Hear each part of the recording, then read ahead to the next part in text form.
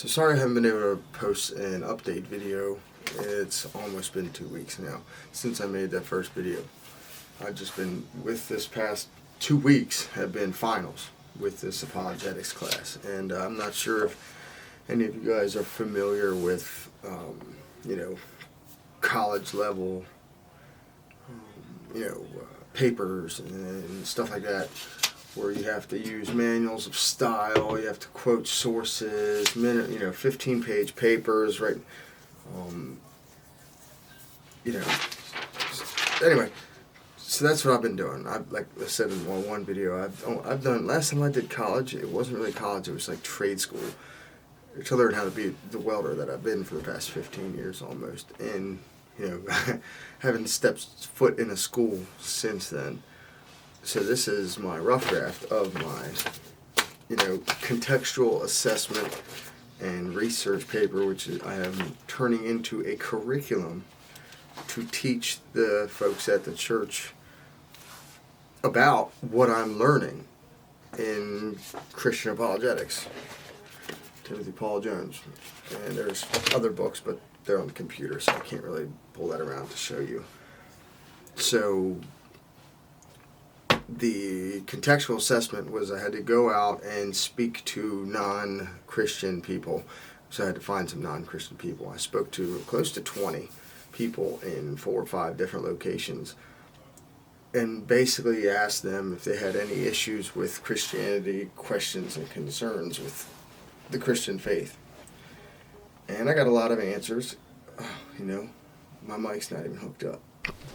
Sorry, back to where I was. So I had to go out and talk to strangers and, conduct little interviews on their opinions about Christianity. And, the last kind of, any talking that I've done has been construction talk.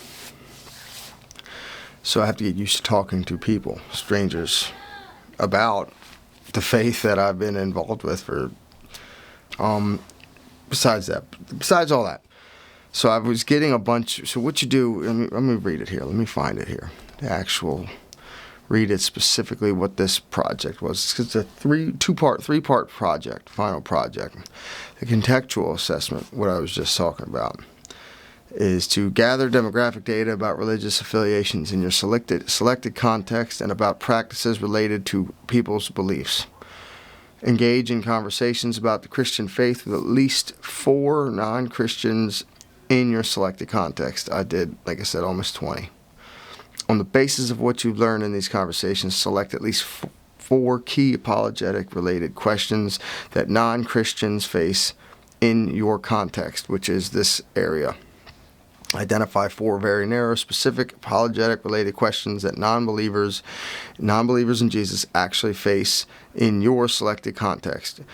You'll utilize these 4 questions later to develop a 4-week apologetic curriculum for your church. And that's what I'm in the middle of doing now. So I completed the contextual assessment, and it said you can't, these conversations must take place in person, no phone calls, no emails, not over social media.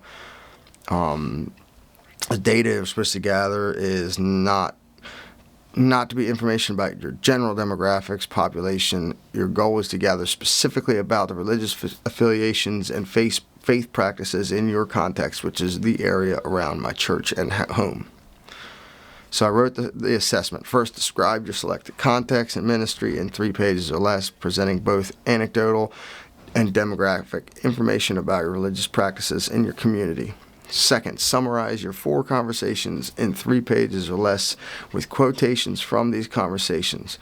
Lastly, based on your conversations, develop 4 specific apologetic-related questions that non-Christians in your context are asking. And the total length of that first half should be 6 pages. So I was 8 when I went out. I recorded some of that, but it was kind of cringy.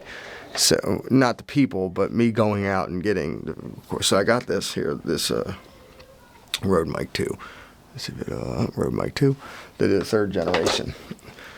And it worked good. So I was just recording conversations, not with a camera in people's faces, because that would have been very weird. So I was able to pull the data from those conversations directly.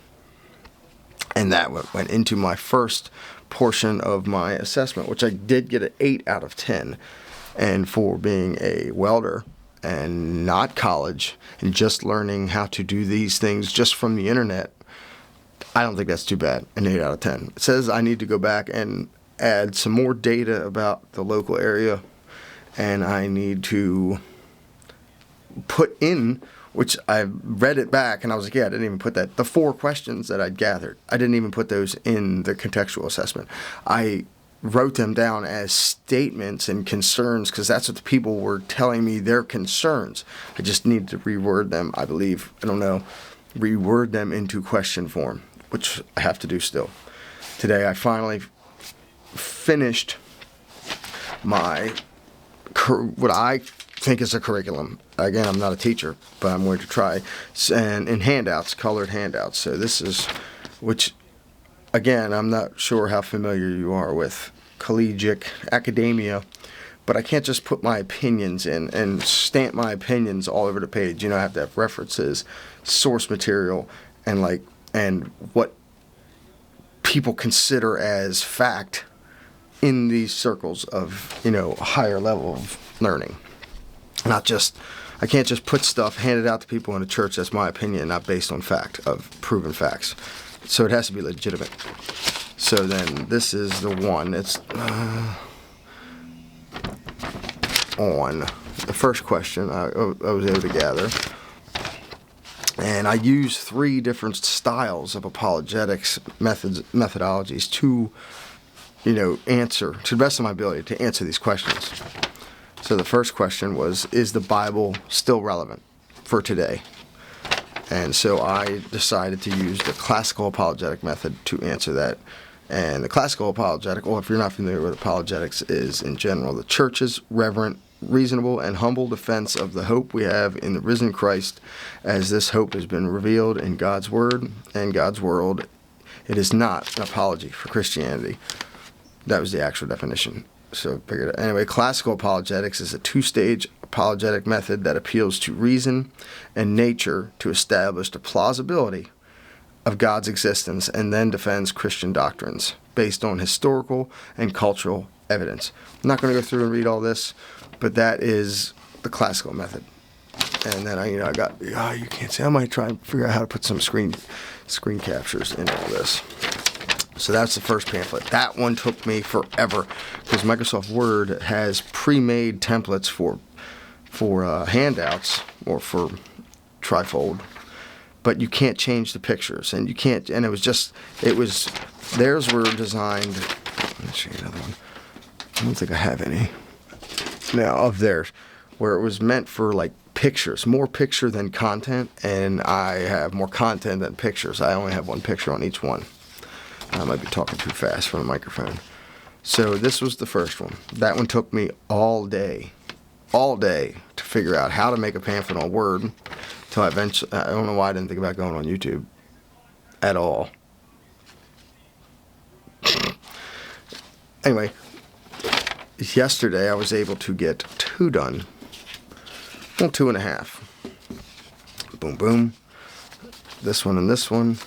And then today I was able, which was yesterday, and then today I was able to get 2 done. I still have to go back and address my contextual assessment. And I want to also give all this stuff tonight. It's Wednesday. I want to give all this stuff to the pastor, have him read over this, because he understands that I'm coming from a layman, coming from construction.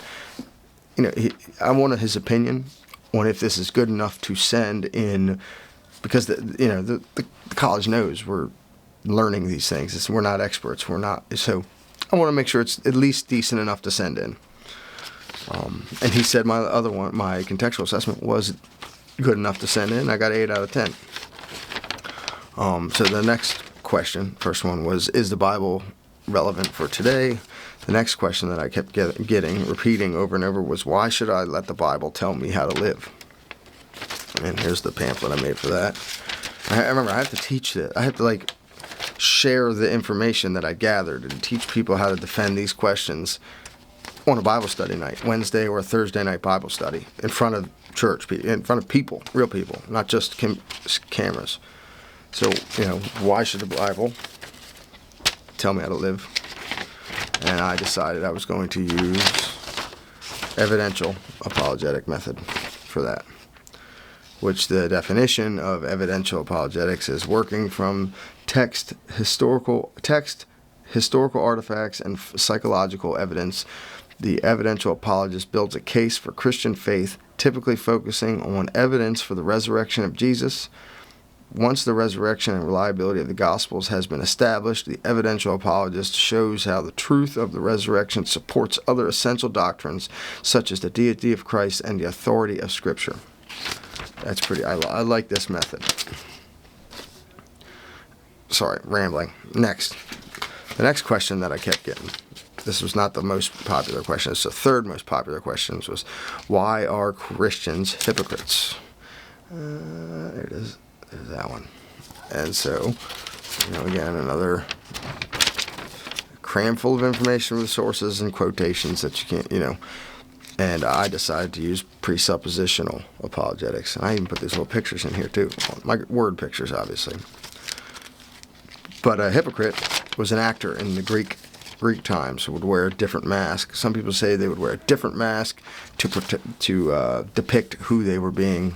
And the other was they would speak from under the mask, hiding their identity, appearing to be something, but speaking in another way themselves. Anyway, there's a reason behind the mask. There it is. So that was that one. And I just printed this one fresh off the presses. The most popular question was, I don't need Christianity to be a good person. So I rephrased that to a question, which was, can a person be good without God? And I figured that would be a good way to answer that would be with using both the classic, what am I missing, presuppositional? Evidential. Oh, with the hypocritical one, I was going to add presuppositional apologetics, which is an apologetic method holding that the fundamental disagreement between Christians and non-Christians lie not at the level of facts or evidence, but rather at the level of competing presuppositions about ultimate reality and ultimate authority. That one's deep. And then this is the answer that, do I need Christianity to be a good person?